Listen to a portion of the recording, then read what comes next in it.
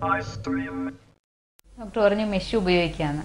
അപ്പോൾ ഇനി മെഷ് എന്ന് ഉദ്ദേശിച്ചുകൊണ്ട് ഇപ്പം അതൊരു ഫോറിൻ ബോഡിയാണല്ലോ, അപ്പോൾ അത് ഉപയോഗിച്ചുകൊണ്ട് പേഷ്യന്റ് എന്തെങ്കിലും ബുദ്ധിമുട്ട് പിൽക്കാലത്ത് ഉണ്ടാവാനുള്ള ചാൻസ് ഉണ്ടോ?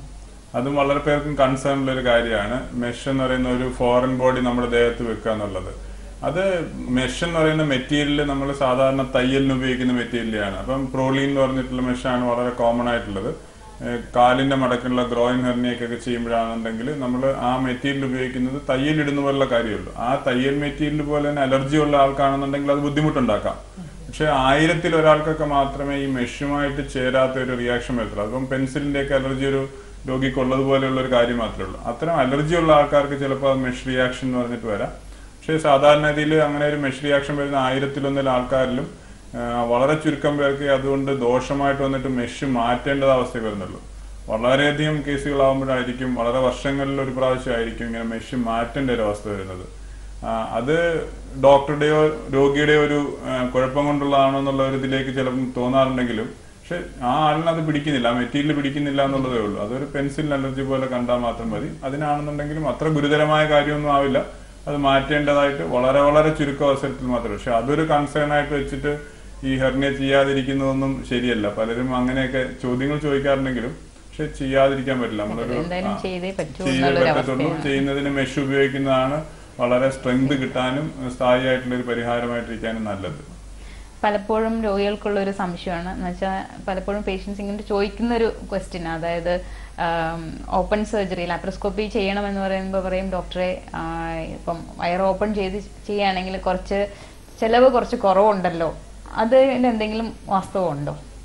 പ്രത്യക്ഷത്തിൽ ചിലവിൽ വ്യത്യാസമുണ്ട്. കാരണം ലാപ്രോസ്കോപ്പി ഉപയോഗിക്കുമ്പോൾ നമ്മൾ പല സംവിധാനങ്ങൾ ഉപയോഗിക്കണം. ടെലിസ്കോപ്പ് വേണം, നമുക്ക് ക്യാമറ സംവിധാനം, അതിന്റെ മോണിറ്റർ, ഇതിന്റെ ഉപകരണങ്ങളൊക്കെ, രക്തസ്രാവം നിർത്തുന്നതിനുള്ള ഉപകരണങ്ങൾ. പക്ഷെ അങ്ങനെയുള്ളപ്പോൾ എന്താണെന്ന് വെച്ച് കഴിഞ്ഞാൽ രക്തസ്രാവം വരുന്നതിന്റെ അളവ് 100-ൽ കുറയ്ക്കുന്നുണ്ട് ഈ ഉപകരണങ്ങൾ ഉപയോഗിക്കുന്നതുകൊണ്ട്. നമ്മൾ ടെലിസ്കോപ്പിൽ കണ്ടിട്ട് വലിയ നെറ്റ് ഉപയോഗിക്കും, നെറ്റിൻ്റെതായിട്ടുള്ള കോസ്റ്റ് 4 ഇരട്ടി വലിയൊരു നെറ്റ് ഉപയോഗിക്കുന്നത്. പക്ഷെ അപ്പം ഫലം കിട്ടുന്നതിനും അത്രയും മടങ്ങ് നമുക്ക് ചാൻസ് ഉണ്ട്, നമുക്ക് പിന്നീട് വരാതിരിക്കാനും അണുബാധ വരാതിരിക്കാനുള്ള എല്ലാം ഉണ്ട്.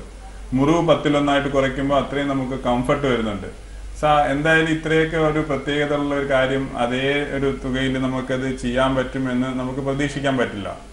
കുറച്ച് ചെലവ് കൂടുതലായിരിക്കും, ഒരു 25% ചെലവ് എന്തായാലും കൂടുതലാണ്. പക്ഷെ നമ്മൾ മനസ്സിലാക്കേണ്ട ഒരു കാര്യം, ഈ കീഹോൾ ഓപ്പറേഷൻസ് ചെയ്യുന്ന ആൾക്കാർക്കാണെന്നുണ്ടെങ്കിൽ ഒരു ദിവസമേ ഹോസ്പിറ്റലിൽ സ്റ്റേ ചെയ്യേണ്ടതായിട്ട് വരുന്നുള്ളൂ. മറ്റൊരാൾ ഒരാഴ്ച ഹോസ്പിറ്റലിൽ കിടക്കണം, അത് കഴിഞ്ഞിട്ട് 6 മാസം വരെ വിശ്രമം എടുക്കുക. ഒരു 1, 2, 3 ദിവസം വിശ്രമം കഴിഞ്ഞിട്ട് കീഹോൾ ചെയ്ത ഒരാൾക്കാണെന്നുണ്ടെങ്കിൽ സാധാരണ ജോലിക്ക് പോകാൻ പറ്റും. ഇത് 6 മാസം വരെ വിശ്രമം എടുത്തു കഴിഞ്ഞാൽ ഉണ്ടാകുന്ന സാമ്പത്തിക നഷ്ടം ആലോചിക്കണം. അപ്പം അന്നത്തെ ദിവസം ചെലവാക്കുന്ന പൈസ മാത്രമല്ല ആലോചിക്കേണ്ടത്. അതിന് വേണ്ടിയിട്ട് 5000 രൂപ 10000 രൂപ എക്സ്ട്രാ ആയാൽ കൂടെ നമ്മൾ ഒരു മാസം വിശ്രമം ഒഴിവാക്കിയാൽ തന്നെ നമുക്കത് തിരിച്ചു കിട്ടാൻ പറ്റും. കംഫർട്ടബിൾ ആയിട്ടുള്ള ഒരു കാര്യം ചെയ്യാം. കൂട്ടിരിപ്പുകാരനൊന്നും ആളിനെ അന്വേഷിക്കേണ്ട കാര്യമില്ല. പിന്നെ ഈ അണുബാധ, മറ്റു വിഷമങ്ങളെല്ലാം നമുക്ക് ഒഴിവാക്കാൻ പറ്റും, രക്തസ്രാവം എല്ലാം ഒഴിവാക്കാൻ പറ്റുന്നുണ്ടെങ്കിൽ എന്തുകൊണ്ടും നല്ലത് ലാപ്രോസ്കോപ്പി ചെയ്യുന്നതായിരിക്കും. അപ്പം ഒരു പേഷ്യന്റ് ലാപ്രോസ്കോപ്പി വഴി ഹെർണിയ റിപ്പയർ ചെയ്തു, അപ്പോൾ അവർക്ക് പ്രത്യേകിച്ച് ശ്രദ്ധിക്കേണ്ട കാര്യങ്ങൾ വല്ലതും ഉണ്ടോ? ഇപ്പോൾ സർജറി കഴിഞ്ഞ് അവർ ഹോസ്പിറ്റലിൽ നിന്ന് പോയതിനു ശേഷം പ്രത്യേകിച്ച് ശ്രദ്ധിക്കേണ്ട കാര്യങ്ങൾ എന്തെങ്കിലും ഉണ്ടോ? കാലിന്റെ മടക്കിനുള്ള ഈ ഗ്രോയിൻ ഹെർണിയാസ് ചെയ്തിട്ടാണെന്നുണ്ടെങ്കിൽ നമ്മൾ 24 മണിക്കൂർ കഴിയുമ്പോൾ ഡിസ്ചാർജ് ആവാം. അത് കഴിഞ്ഞിട്ട് അവർക്ക് ഓഫീസ് പോലത്തെയുള്ള ജോലികളാണെന്നുണ്ടെങ്കിൽ, വലിയ ഭാരം എടുക്കുന്ന ജോലികളെല്ലാന്നുണ്ടെങ്കിൽ, വലിയ സ്ട്രെയിനേഴ്സ് ആയിട്ടുള്ള കാര്യങ്ങളെല്ലാന്നുണ്ടെങ്കിൽ അടുത്ത ദിവസം തന്നെ അതിനകത്ത് ഏർപ്പെടുന്നതിനകത്ത് തെറ്റൊന്നുമില്ല. പലരും ചോദിക്കാറുണ്ട് പടി കയറാൻ പറ്റുമോ?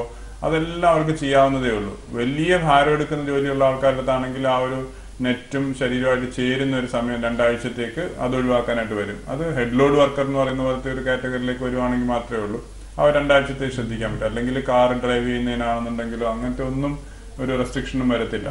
കാരണം നമ്മൾ ആ 1 സെന്റിമീറ്റർ ഉണ്ടാക്കിയിരിക്കുന്ന മുറിവ് 1-2 ദിവസം കൊണ്ട് തന്നെ കരിയും. നെറ്റ് ശരീരത്തിലോട്ട് ചേരുന്നതിന് അത് മാത്രം സമയം എടുക്കത്തില്ല. അതുകൊണ്ടായിട്ടുള്ള ദോഷങ്ങളൊന്നും പ്രത്യേകിച്ച് ശ്രദ്ധിക്കേണ്ടതായിട്ടില്ല. ഓപ്പൺ ഓപ്പറേഷൻ ചെയ്യുന്ന അല്ലെങ്കിൽ ഈ പുക്കിളിലേക്ക് അവിടുത്തെ ഓപ്പറേഷൻ ചെയ്യുകയാണെങ്കിൽ ചിലപ്പോൾ നമ്മൾ ബൈൻഡർ പോലുള്ള കാര്യങ്ങളൊക്കെ അഡ്വൈസ് ചെയ്യാറുണ്ട്. പ്രത്യേകിച്ചും ഈ സ്ത്രീകളുടെ ചെയ്യുമ്പോഴാണെന്നുണ്ടെങ്കിൽ ഡൈവേരിക്കേഷൻ മസിൽ അകന്നു പോകുന്ന കണ്ടീഷനിൽ നമ്മൾ പലപ്പോഴും ഇതിന്റെ കൂടെ തന്നെ ഫാറ്റും കൊഴുപ്പും കൂടെ എടുത്തു കളയുന്ന ഒരു അവസ്ഥ ഉണ്ടാവും. അപ്പൊ ആ ഫാറ്റിന്റെ ഓപ്പറേഷൻ ചെയ്യുകയാണെന്നുണ്ടെങ്കിൽ കുറച്ച് ദിവസം കൂടെ കരിയാനെടുക്കും. അവർക്കൊരു 10 ദിവസം വരെ കുറച്ചുകൂടി ശ്രദ്ധ വേണം. ആ മുറിവൊന്ന് കരിയുന്നതിന് വേണ്ടിയിട്ടുള്ള ഒരു സമയം എടുക്കണം. അത് മസിൽ മുറിക്കാത്തതുകൊണ്ട് അതിനകത്താണെങ്കിലും വലിയൊരു സ്ട്രെയിൻ ഒന്നും പേഷ്യന്റ് വരുന്നില്ല, ബുദ്ധിമുട്ട് വരുന്നില്ല. പക്ഷെ എന്നാലും കൊഴുപ്പും ആ ഒരു തൊലിയും എടുത്തു കളഞ്ഞതുകൊണ്ട് കുറച്ച് നീളത്തിലുള്ള മുറിവുകളുള്ളതുകൊണ്ട് അത് കരിയുന്നതിനുള്ള ഒരു സമയം കൂടെ ശ്രദ്ധിക്കാനായിട്ട് വരും. അതിനെ അബ്ഡോമിനോപ്ലാസ്റ്റി എന്ന് പറയുന്ന ഓപ്പറേഷൻ ചെയ്യുമ്പോഴാണ് അതിനകത്ത് കീ ഹോൾ പ്ലസ് ഈ ഫാറ്റ് കട്ട് ചെയ്യുന്നതും കൂടെ ചെയ്യുന്നതുകൊണ്ട് അഡീഷണൽ ആയിട്ട് ചെയ്യുന്നതുകൊണ്ടാണ്. ലാപ്രോസ്കോപ്പി മാത്രം ചെയ്തിട്ട് പുക്കിളിന്റെ ഭാഗം ചെയ്യുകയാണെന്നുണ്ടെങ്കിൽ കമ്പൈൻ ചെയ്യുമ്പോൾ മാത്രമേ ഉള്ളൂ. അല്ലാതെ അമ്പലിക്കസ് മാത്രമുള്ള പുക്കിളിന്റെ അവിടെ മാത്രമുള്ള ഹെർണിയ ലാപ്രോസ്കോപ്പി ചെയ്ത് കഴിഞ്ഞാൽ പ്രത്യേകിച്ച് വിശ്രമം ഒന്നും എടുക്കണ്ട. വേറെ പ്രത്യേകമായിട്ടുള്ള ശ്രദ്ധയൊന്നുമില്ല. അടുത്ത ദിവസം തൊട്ട് നോർമൽ ആക്ടിവിറ്റി ആകാൻ പറ്റും. അതേപോലെ തന്നെ ഡോക്ടർ പറഞ്ഞു പ്രഗ്നന്റ്, അതായത് കൂടുതൽ പ്രാവശ്യം പ്രഗ്നൻസി ആവുക അങ്ങനെയുള്ള സ്ത്രീകൾക്ക് ഇത് വരാനുള്ള ചാൻസ് ഉണ്ട് എന്ന്. അപ്പം ഒരു പേഷ്യന്റിന് അതൊരു സിസേറിയൻ ആണെങ്കിൽ അപ്പൊ അതിന്റെ കൂടെ നമുക്ക് ഇത് കറക്ഷൻ ചെയ്യാൻ പറ്റും. രണ്ടാമത്തെ പ്രാവശ്യം സിസേറിയൻ ചെയ്യുന്നതിന്റെ കൂടെ ആണെന്നുണ്ടെങ്കിൽ ചെയ്യാൻ പറ്റും.